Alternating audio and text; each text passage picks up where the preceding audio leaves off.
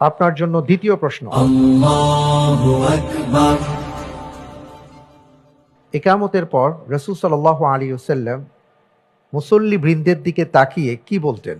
এ, ইস্তাউ ওয়ালা তাখতালিফু ফাতাখতালিফু কুলুবুকুম। বি, আকিমু সুফুফাকুম ওয়া তারাসু। সি, হাদু বাইনাল মানাকিব। ডি, উপরের সবগুলো।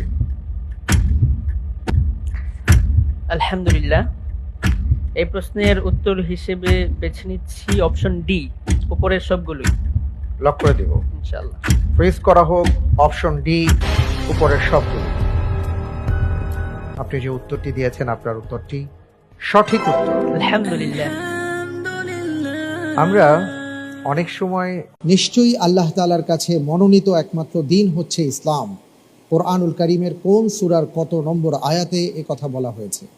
এ, সূরা বাকারা 255। বি, সূরা আল ইমরান 19। সি, সূরা নাহাল 125। ডি, সূরা নিসা 48।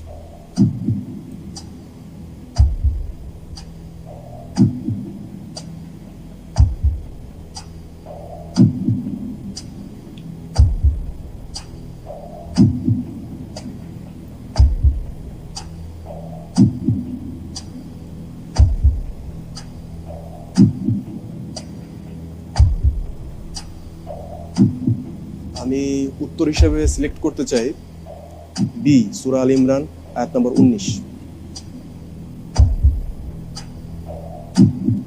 আমি নির্ধারণ করে নিচ্ছি ইনশাআল্লাহ। নির্ধারিত হোক বি, সূরা আল ইমরান আয়াত নম্বর 19।